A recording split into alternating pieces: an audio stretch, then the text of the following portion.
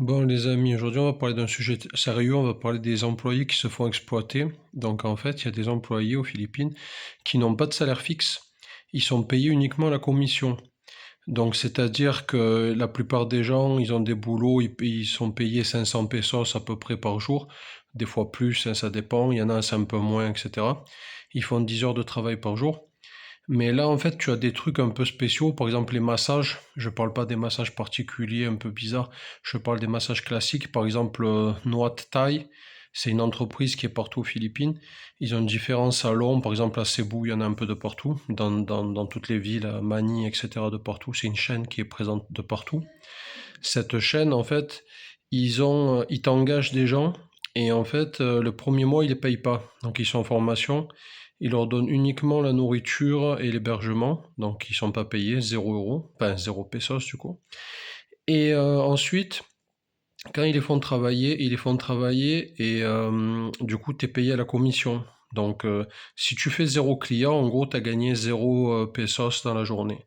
Donc voilà, donc ça c'est un truc qu'il faut savoir. Donc si vous pouvez, si vous allez à ce type de massage, n'hésitez pas à donner un pourboire aux gens, si vous le pouvez, bien sûr, et si vous le voulez, si la personne, l'employé est correct, etc. Évidemment, on ne donne pas des pourboires si les employés ne sont pas sympas et tout, ce qui est totalement logique. Mais en tout cas, sachez que ces gens-là ne sont pas payés au salaire, ils n'ont pas de salaire.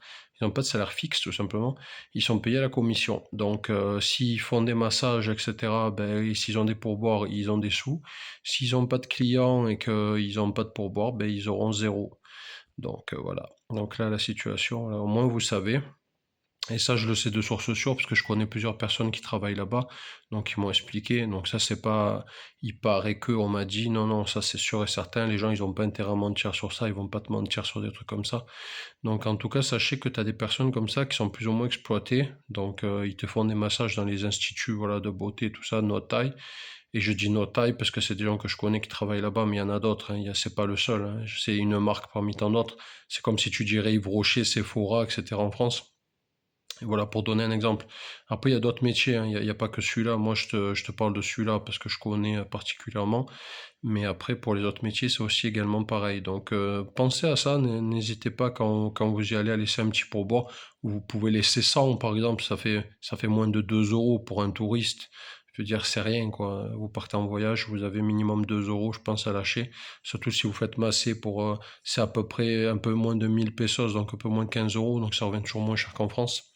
Donc si vous allez à ce genre de massage, de prestations, tout ça, n'hésitez pas à leur laisser un pourboire. Comme je vous dis, ils sont payés à la commission. Donc ça peut être cool pour les aider de leur laisser un petit pourboire. Voilà les amis, c'est tout pour cette vidéo. J'espère que ça vous a intéressé. N'hésitez pas à me dire en commentaire et je vous dis à bientôt pour de nouvelles vidéos. Bye bye.